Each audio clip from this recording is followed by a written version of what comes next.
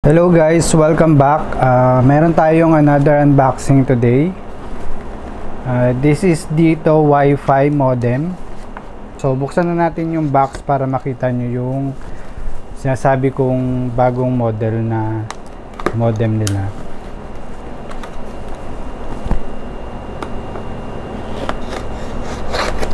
Okay.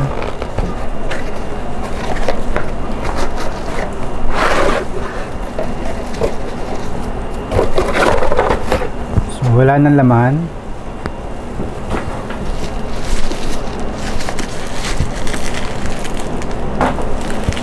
So, tanggalin na natin agad yung bubble wrap para makita nyo.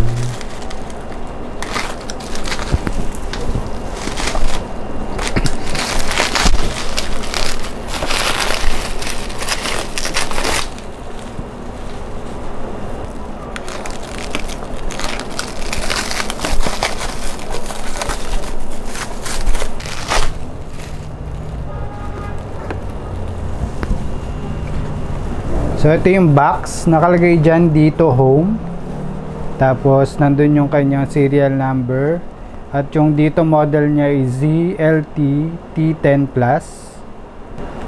So sa gilid nakalagay 4G modem. So tanggalin na muna natin yung SIM kasi i-register natin yan mamaya. Set aside ko muna yung SIM card na kasama. So dun sa likod, pag tinanggal nyo yung SIM card, andun yung step kung paano i-activate yung SIM and modem. Tapos nandun din yung change Wi-Fi name and password. So mamaya subukan natin yung activate yung SIM. And buksan na muna natin yung modem. So upon opening, meron siyang sticker. Tapos, welcome to your all-around Wi-Fi Dito Home. Ayan, meron din siya instruction dito.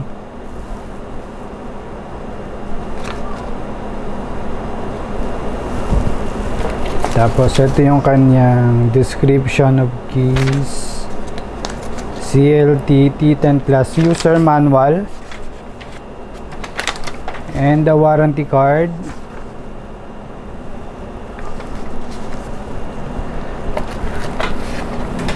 Tapos sa side nandun yung kanyang LAN cable.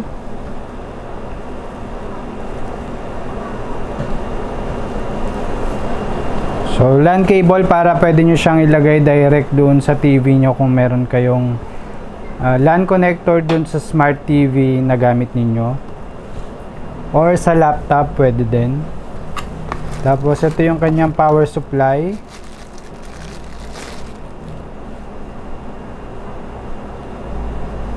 Uy, type C na yung power supply niya, type C.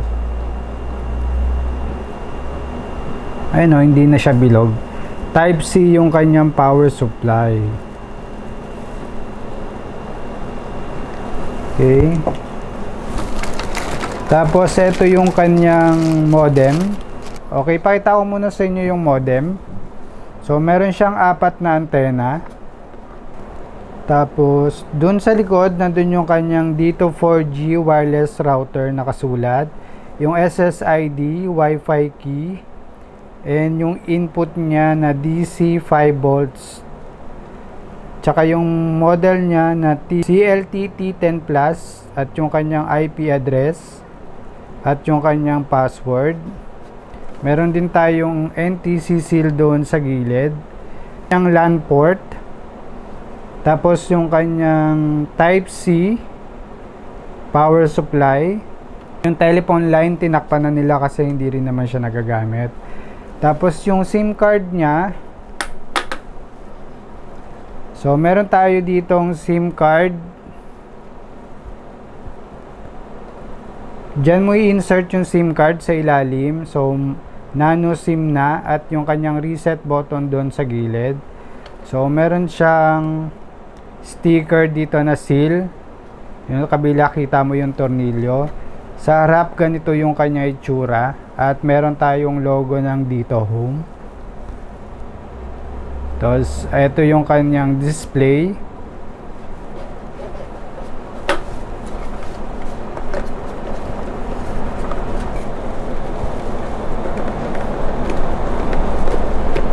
Pwede mo pala itayo.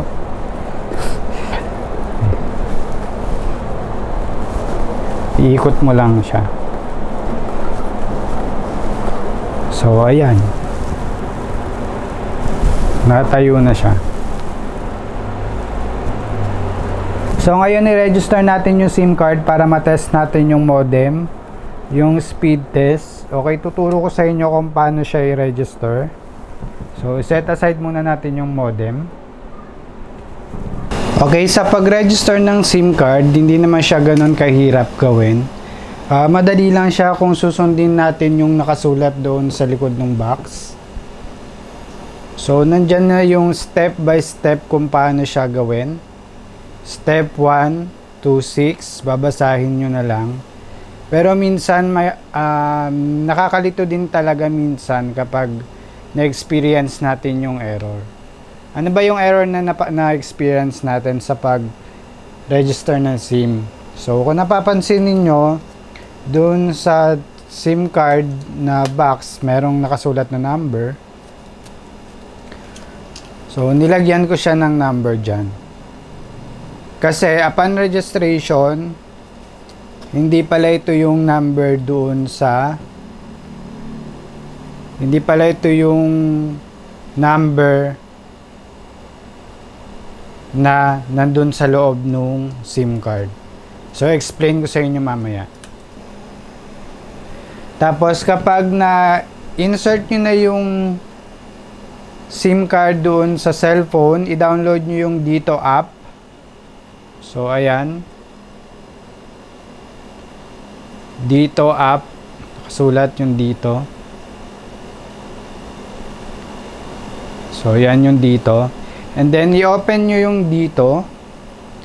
Pero dapat yung SIM card nakalagay doon sa loob ng cellphone. Kasi once na mag-request yan ng OTP, kailangan ninyong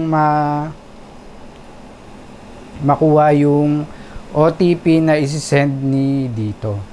So, pag ka-open nyo nung app, lalagay dyan, sign in, forget password. So, dito kayo sa baba, register here. So, i-click nyo yan. Tapos, register my dito number. Siyempre, dun kayo sa bago. And proceed. Tapos, basahin nyo lang yung mga nakasulat. So, mag-ready na rin kayo ng valid ID. Kasi, hahanapan kayo ng valid ID. Tapos, start registration. So, sundin nyo lang yung mga nakalagay dyan. So, pagdating dito sa enter your dito mobile number, dyan ako nalito. Kasi, ang in-insert ko nung una is yung nakalagay dito sa likod. So, ang nangyari, nag-invalid. Subukan natin ha. Pakita ko sa inyo. 921 761 523. So, yan yung nakalagay doon. Okay? So, nung binerify ko siya, sabi, you have entered invalid dito number. Your SIM card has been deactivated due to non-registration. You may purchase a new, etc. etc. So, nag-invalid siya. So, ang gagawin natin, i-close mo lang yan. Tapos, ulitin mo yung process. Register your SIM. Doon sa pag-input nyo ng number, nakikita nyo dyan yung 000XXX. Tapos, doon sa dulo, di ba ito may X doon sa dulo. Doon sa tabi niya, meron kayo makikita dyan na parang scanner. So, pindutin nyo lang yan. May lalabas dyan na parang yan. Gagawin nyo, yung barcode dun sa likod ng SIM, i-scan nyo lang. So ayan, pag na-scan niya yung number dun sa likod, lalabas na yung totoong number doon sa SIM card. So ang layo, 'di ba? So ito yung totoong number niya. Tapos verify nyo, next nyo SIM registration. Tapos i-verify nyo siya, tapos i-register nyo na. Itong binili kong modem, may kasama na siyang 70 GB na promo na data. Valid siya ng 30 days. Ulitin ko lang para mas malinaw. Yung free doon sa modem nung binili ko, meron siyang 70 GB na good for 1 month. Kasama dun sa device kapag na-register nyo yung SIM. So 70 GB free lang siya. Pero kapag nag-subscribe kayo sa susunod, ang promo niya is meron tayong 30 GB all access data, 180 pesos, good for 7 days. At meron ding 50 GB data,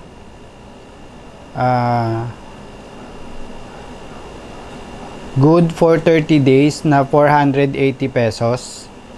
So, meron siyang rollover. So, ibig sabihin, kapag hindi mo na-consume yung lahat ng data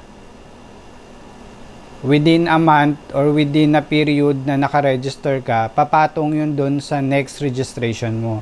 For example, may natira kang 20 GB last month, tas magre-register ka ulit ngayon ng 50. So, magkakaroon ka ng additional 20. So, yun yung tatawag na rollover. Papatong siya doon sa panibagong registration mo. Kaya huwag kayo mag-alala, hindi mawawala yung mga lumang data nyo kung hindi nyo siya nagamit. Basta magre-register lang kayo agad ng panibagong promo. So, for now, yun lang muna yung ino-offer niya na promo. Wala tayong unlimited. Wala siyang unlimited na data kasi 4G yung network niya. So ngayon, na-insert ko na yung SIM card doon sa modem. So pag in-insert nyo siya, make sure lang na tama yung pagkaka-insert nyo. So pag tatanggalin nyo siya, ipupush nyo lang siya. Yan. Tapos, babalik mo. Push and balik. So ingatan nyo lang na magkamali sa paglagay kasi nagkamali ako ng lagay, so baliktad ko na ilagay. Kahit anong push ko, hindi ko siya matanggal. So anong nangyari, binuksan ko talaga yung modem. So okay lang ma-void yung warranty, pero hindi ko ina-advise na buksan din ninyo yung sa inyo kasi sayang din naman yung warranty niya, just in case na magkaroon ng problema yung device. Yung akin kasi talagang hindi ko mahugot yung SIM eh. Parang dumiretso agad siya doon pagpasok ko kasi baliktad. Meron naman kasi siyang instruction doon kung paano ilagay. Nagkamali lang ako. So talagang binuksan ko yung modem, binakbak ko. So far buti na ibalik ko naman ng maayos. Kaya wala naman naging problema. So ayan. Naibalik ko siya ng maayos. Make sure lang na maayos yung pagkakalagay nyo nung nano SIM. So para dun sa iba na ganyan susundin nyo lang siya. Kailangan nababasa nyo yung SIM, tapos pag ganun yung lagay. Tapos insert nyo na.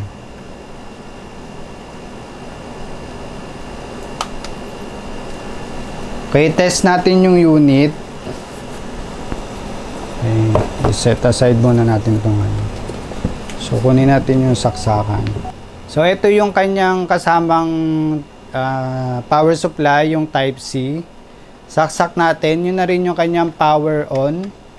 Kasi wala naman ibang button dyan. So pagkasaksak nyo nung type C, iilaw yan na pula. At meron din internet signal. So hintayin natin magkulay green yung kulay red na internet signal niya.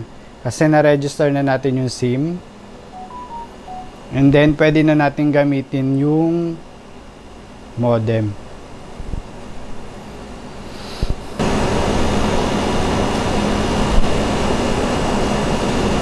So, ayan, nagkulay green na siya. Kanina kulay pula. So, ibig sabihin, meron na tayong internet signal. Subukan natin mag-connect. Ulitin ko lang yung kanyang SSID. Nandun. Dito AC9BA. Tapos yung kanyang Wi-Fi key. So, mag-connect muna tayo. So, ayan, na-detect siya nung cellphone ko. Dito AC9BA. So, connect tayo. Insert lang natin yung passcode na nakasulat dun sa likod. Wi-Fi key 8731405B. So, yan. Okay. So, ayan, connected. So, done. Then, i-test natin yung kanyang internet speed. So, pakita ko lang na nakakonect tayo dun sa dito. So, internet speed natin. Type nyo lang speed test. So, ayan, lalabas siya.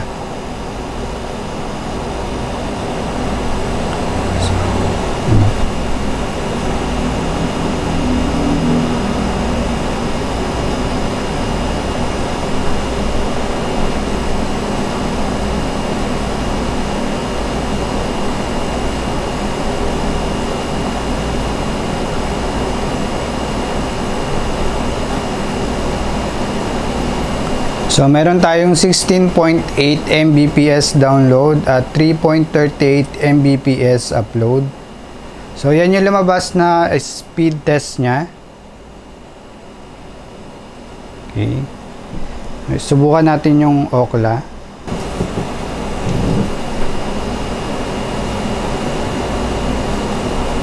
So, ayan dito. Tapos, go mo lang.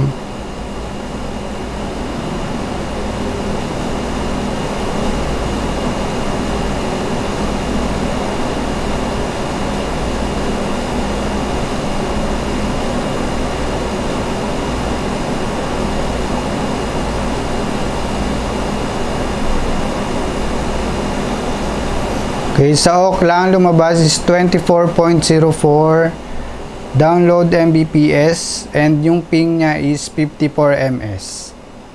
Okay. So, yun lang guys. Na-try na natin siyang speed test at na-register na rin natin yung SIM. Hindi ko na pinakita sa inyo yung pag-register ng SIM kasi basic lang naman yung pag-register. So, kung paano lang kayo mag-register noon, ganun lang din naman yung gagawin nyo. Pinagkaiba lang is yung kanina nga nasabi ko na minsan invalid yung lumalabas kapag ito yung ginagamit. So, kailangan yung i-scan yung barcode dito sa likod. And, ayun, isa pang nagustuhan ko dito sa modem na to, Type-C na yung kanyang power supply. So, sinubukan ko siyang gamitan ng power bank. Okay. Tinry ko yung power bank namin. 10,000 mAh. So, nakakabit siya dyan. Tapos, gumamit ako ng Type-C na cord. Then, kabit natin dun sa kanyang power supply. So, ayan. Gumana siya.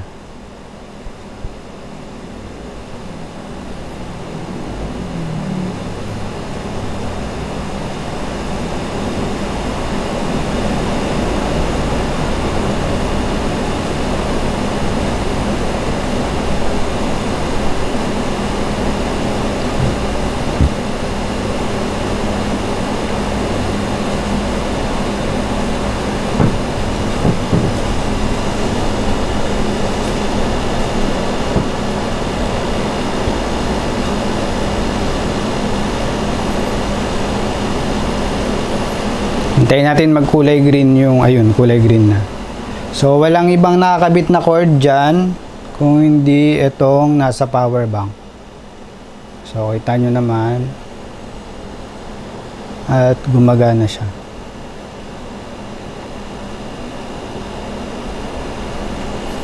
So, ayan.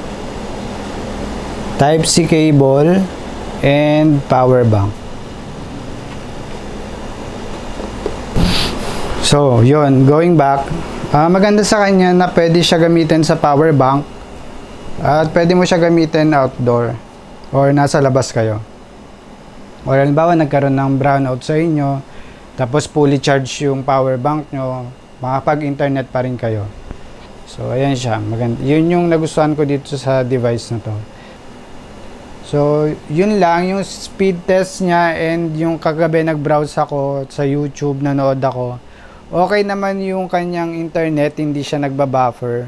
So, mabilis yung kanyang connection. So, okay lang siya sa akin pang araw-araw. So, anyway, yun lang guys. Sana nagkaroon kayo ng idea about sa Dito Home 4G modem. So, ulitin ko lang yung model niya is ZLT T10 Plus. So, maganda sa kanya, Type-C na yung kanyang power supply. Kaya, nagamit ko yung power bank. So, yun lang guys. See you sa susunod nating unboxing. And sana nagkaroon kayo ng idea about sa Dito Home Wow-Fi. Wow-Fi kasi nakasulat dun sa nung in-order ko siya. Okay, see you again next time. Bye!